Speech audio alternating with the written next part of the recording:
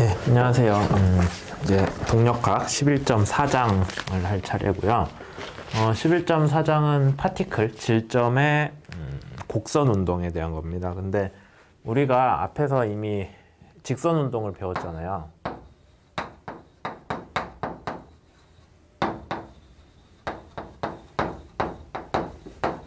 렉틸리니어. 근데 직선 운동에 대해서는 우리가 방향을 하나로만 생각하고 풀었어요. 그러니까 사실 여러분들이 이미 1학년이나 아니면은 그 이전에 고등학교 때 배웠던 물리 문제 같은 거죠. 한 가지의 방향만 생각해서 딱히 방향을 다루는 게 의미가 없는 그런 상황의 문제들을 풀었습니다. 그러니까 한 방향으로만 이동을 하니까 V에 대해서도 굳이 벡터라는 개념이 그 여러분들 책 보면 앞에 나오진 않거든요. 왜냐면은 방향이 하나기 때문에 뭐 굳이 벡터나 스칼라나 구분을 할 수가 없는 거죠. 벡터라는 거는 방향과 크기를 가진 물리량이고 스칼라는 크기만 가진 물리량인데 방향이 하나로 고정돼 있었으니까. 근데 이제 11.4장부터는 본격적으로 제대로 된 벡터 기반의 그런 물리 현상을 다룰 겁니다. 따라서 우리가 이제 방향을 고려를 하게 되는 거고 직선 운동도 지울게요. 그래서 방향을 고려를 한 곡선 운동을 다룰 거다. 따라서 이제 벡터의 개념을 제대로 쓰기 시작하는 거죠.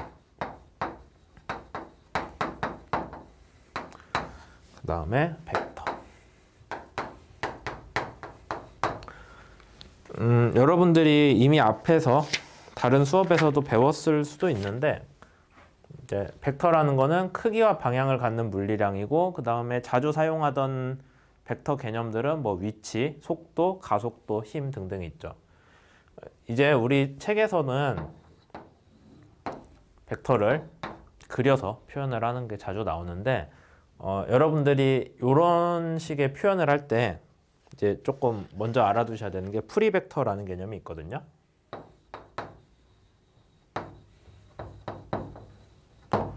프리벡터라고 해서 한글로 뭐라고 하는지 잘 몰라요. 자유벡터 정도 될 것 같은데요. 어쨌든 이렇게 공간좌표를 놔놓고 노란색으로 그려보겠습니다. 이런 벡터가 있어요. 벡터 우리가 책에서는 위치 벡터를 R이라고 많이 쓰거든요. 네, R이라고 표현할게요. 이런 벡터가 있고요. 얘를 그대로 평행이동을 해서 시작점은 다른데 크기와 방향이 똑같은 R'이란 벡터가 있어요. 그러면 이제 프리벡터라는 개념은 벡터에서 작용점은 달라도 작용점을 이동을 시켜줄 수 있는 벡터거든요. 그러니까 작용점이 다르죠. 지금 여기는 원점에서 작용을 하는 벡터고 얘는 어떤 점 A라고 합시다. 그럼 점 A에서 작용하는 벡터인데 작용점이 다른 거는 벡터를 구분하는데 상관이 없어요. 벡터는 무조건 크기하고 방향만 봅니다. 크기하고 방향만 본다고 했을 때는 요 벡터랑 요 벡터랑 크기가 방향이 같거든요. 서로 평행 이동을 했기 때문에 평행 이동을 해서 크기와 방향이 같으니까 둘은 같은 벡터라고 볼 수가 있는 거죠. 앞으로 우리 이제 수업에서 아니면 여기 책에서 보면은 프리벡터 개념을 들고 와서 이렇게 서로 다른 위치에 있는 벡터들을 막 옮겨가지고 겹쳐서 그리고 뭐 그런 얘기가 상당히 많이 나올 거예요. 그래서 이제 그런 내용을 보실 때 여러분들이 우리가 다루는 벡터들은 프리벡터이기 때문에 작용점이 그러니까 작용점이라고 하면 좀 너무 물리적으로 가니까 그냥 벡터 개념에서 시작점이라고 합시다. 시작점이 이동을 해서 평행 이동을, 벡터 자체가 평행 이동을 할 수 있다. 그런 거를 꼭 알아두셔야 되겠죠.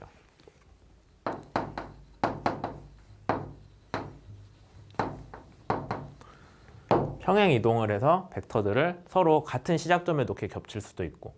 근데 이미 이런 개념은 여러분들이 한 번은 봤을 거예요. 어디서 봤냐면은 벡터끼리 더하는 과정을 얘기를 하자면은 여기 벡터 A가 있고요. 그 다음에 벡터 B가 있습니다. 아무 데나 찍을게요. 벡터 A 더하기 벡터 B를 구할 때 우리가 어떻게 했어요? 배운 사람들은 기억하겠지만 얘를 평행 이동해서 A의 끝점에서 그리든가 이렇게 B를 그대로 평행 이동해서요. A의 끝점에다가 맞춰서 그려가지고 이렇게 이동을 한 거를 한 번에 간 것처럼 그려서 얘가 A 더하기 B다라고 쓰기도 하죠. 그 다음에 아니면 B를 아예 같은 시작점에 놓고 새로 그려가지고 평행이동해서 B를 평행이동해서 A랑 같은 시작점에 놓게 그려가지고 이 둘을 변으로 하는 평행사변형을 그려서 그 평행사변형의 대각선도 A 더하기 B 벡터다라고 해서 푸는 경우도 있었고 아니면은 B를 여기로 이동하고요. A를 평행이동하고 어떤 경우든 간에 시작점이 다른 벡터끼리 더할 수가 있었죠. 평행 이동을 통해서. 그게 여기 나오는 프리벡터의 개념이에요. 그래서 우리 수업에서도 이후에 프리벡터를 바탕으로 뭐 그림을 설명하거나 아니면은 어떤 물리적인 개념들을 많이 설명을 하게 될 겁니다. 그래서 책에 있는 그림 11.12를 좀 설명을 할게요. 우리가 앞에서 이미 위치의 시간 변화율은 속도다. 속도의 시간 변화율은 가속도다라는 거 배웠잖아요. 그거를 직선 운동에서는 그냥 그런가 보다 하고 넘어갔어요. 뭐 이제 틀린 개념은 아니니까. 근데 곡선 운동으로 오면서 우리가 얘를 좌표 평면에 표현을 해주고 싶은데 좌표 평면에 표현을 했을 때 위치랑 속도 관계는 어떻게 되냐? 그거를 그림으로 보여주려는 게 11.4장 A에서 다루는 내용입니다. 그림을 가능한 비슷하게 그려보면은 어떤 점 P가 있는데 P가 어떤 궤적을 따라 움직인다는 거죠. 그래서 특정한 시간 뒤에 P'이 됐습니다. 아마 델타 T 이후라고 보시면 되겠죠. 그러면 얘는 T1일 때, 그 다음에 얘는 T1 더하기 델타 T 상태일 때, 점 P가 있으면 이 점은 P의 위치를 여러분들이 찍어줄 수 있죠. 뭐 몇 컴마 몇이라고 써도 되고 X로 얼마, Y로 얼마라고 해서 몇 컴마 몇이라고 위치를 표현해 주셔도 되고 책에서는 그 위치까지, 여기 위치까지 위치 벡터를 그려줬어요. 이런 식으로 그림을 그리면 많은 사람들이 좀 오해를 하는 게 그러면 원점에서 여기까지 이동했다는 뜻인가요? 그건 아니고요. 그냥 위치 벡터를 여기 점에 표시를 할 수도 있는데 여기서 여기까지의 그냥 화살표로 표시한 거예요. 그러니까 이 화살표 표시에 너무 많은 의미를 여러분들이 두려고 안 해도 돼요. 그냥 여기 위치다 라고 생각을 하셔도 됩니다. 그 다음에 여기도 여기 위치다 라는 건데 원점에서 여기까지의 그냥 상대 위치? 뭐 그런 식으로 이해를 하시면 되는 거죠. 꼭 화살표를 그려놨다고 여기서 여기까지 갔다가 다시 일로 왔다 여기로 왔다 그런 개념 절대 아니에요. 그냥 여기 위치, 이 화살표가 여러분들이 좀 보기에 뭐하면은 여기를 그냥 A, B라는 위치, 여기는 뭐 A1, A'이라고 하죠. A', B'이란 위치라고 하고 화살표 지우고 풀어도 똑같아요.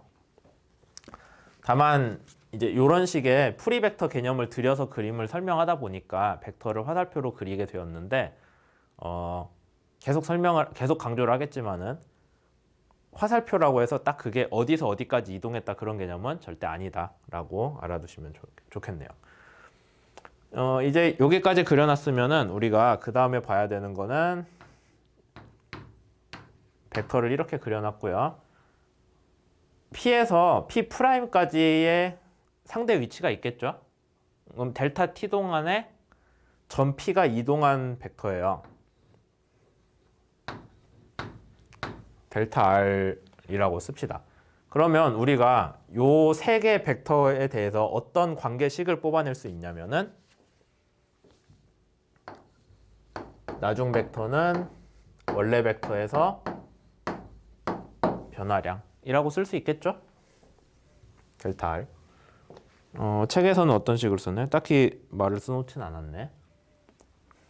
그냥 이렇게 쓰면 될 것 같고 그 다음에 우리가 사실 원하는 거는 여기서 이제 하고 싶은 거는 dt 오버 dr이거든요. 근데 dr도 벡터예요. 벡터를 시간에 대해 미분하는 개념이 여기서 처음 나옵니다. 앞에 스칼라는 그냥 여러분들이 알고 있는 대로 미분하면 되는데 벡터를 어떻게 미분을 할까라는 데에 대한 얘기가 이제 여기 책에서 나오는 거죠. 이렇게 돼 있고, 그럼 델타 R은 델타 T가 0으로 갈 때 델타 T 오버 델타 R, 얘도 벡터죠. 이렇게 쓸 수 있고요. 얘를 조금 더 진행을 해볼까요? 델타 R이 그대로 있으려면은 얘를 양변에서 똑같이 R'을 빼주면 R을 빼주면 되겠죠. 이 꼴이 되겠죠. 그러니까 여기는 델타 아니죠.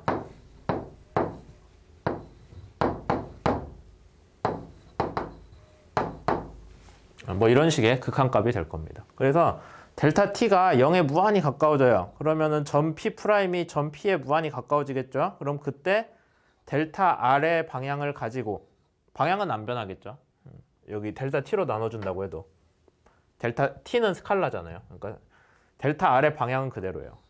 P가 가까워질, 점 P'이 P에 가까워질수록 서로의 방향은 이 직선으로 이은 방향은 그대로면서 크기는 델타 t로 나눠준 값이 되겠죠. 우리가 알고 있는 미분이랑 똑같은데 한 가지 방향이 새로 들어왔고, 그 방향은 어떻게 돼 있다?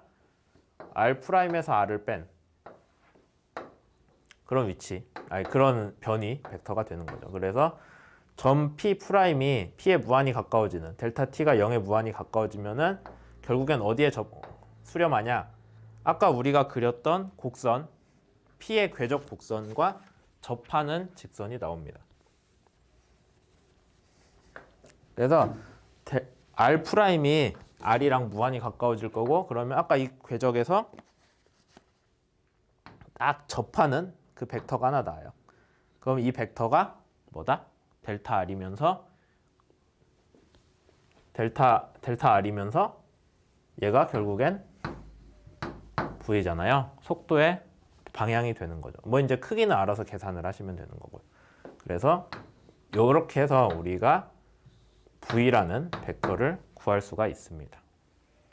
그러니까 시간에 따른 궤적을 딱 그려놓고 어떤 물체의 위치별 이 점을 쭉 찍어놓고 그 점에 접하는 선을 그으면은 걔가 그 순간의 속도다.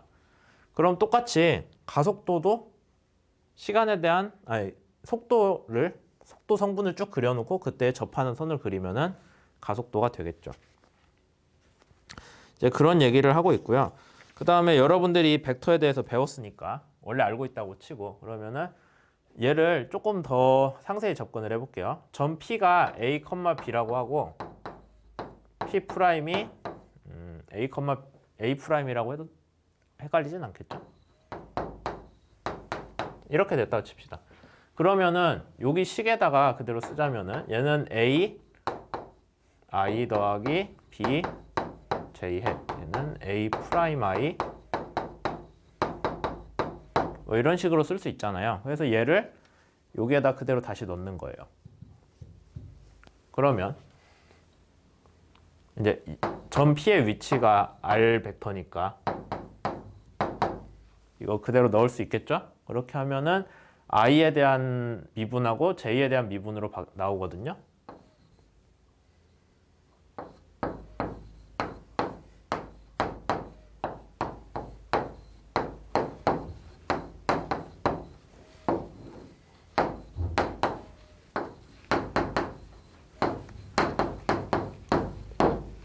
이런 식이 되겠죠.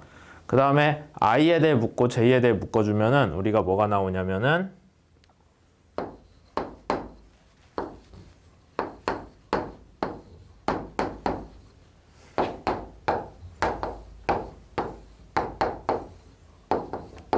뭐 이런 식으로 나옵니다. 그래서 우리가 좌표 평면에 대해서 그래픽상 아니면 그림상으로는 접하는 선의 기울기라고 했는데 실제로 걔는 뭐랑 같냐?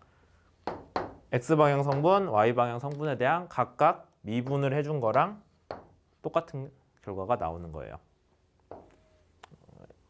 이제 이런 식의 내용이 앞에 써져 있는 거고요. 그 다음에 시간에 따른 속도의 변화를 여기 책에 있는 그림 11.13에서는 조금 더 복잡하게 그렸거든요.